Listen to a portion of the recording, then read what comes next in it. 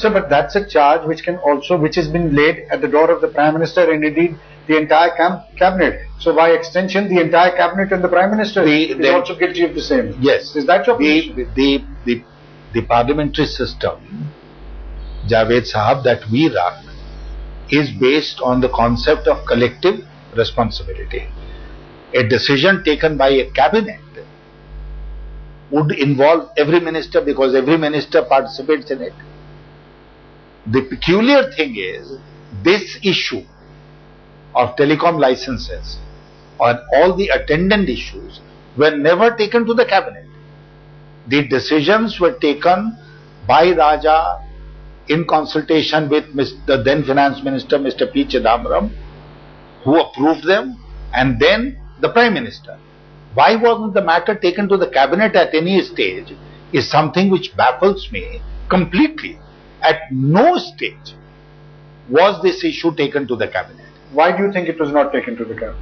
I don't know. I mean, this is a question which will have to be asked of these worthies, including the Prime Minister. In fact, the Prime Minister changed a decision which was taken in our time on 31st October 2003 that the spectrum prices will be determined both by the Ministry of Finance and the Department of Telecom.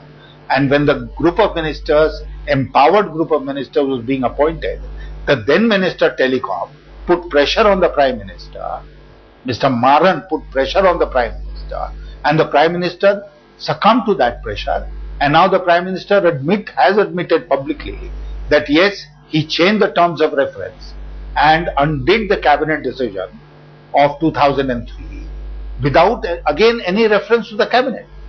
Who can change a cabinet decision?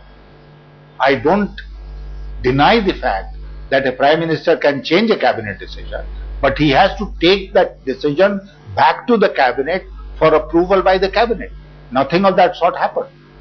So, the Prime Minister, I would say that if Mr. Chidambaram is guilty of an act of commission, the Prime Minister is guilty of an act of omission, because Raja kept him informed of every move that he was making at every stage through letters which are on record and which are in public domain. So it's very interesting, in fact very significant that you say that the Prime Minister is at best guilty of an act of omission, and yet you all have been demanding his resignation.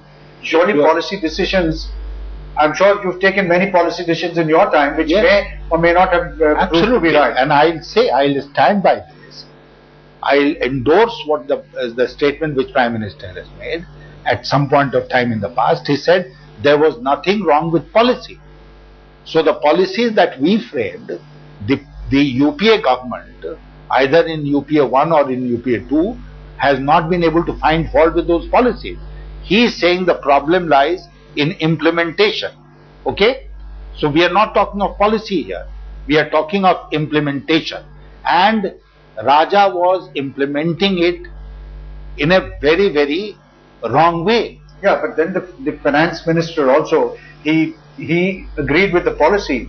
The Finance Minister cannot be held responsible for the manner in which the Telecom Minister was implementing it. If the Telecom Minister goes to the Finance Minister and says, this is the manner in which I want to implement the policy, and the Finance Minister agrees, what would you say to that? So perhaps... And peculiarly, let me tell you, having worked in the Finance Ministry and in the government, first as a civil servant and subsequently as a minister, let me tell you that there is no authority in the government which can overrule the Finance Ministry and the Finance Minister except the Prime Minister. And therefore, if there are differences between the line ministry and the Finance Ministry, then the matter goes to the Prime Minister or the matter goes to the Cabinet.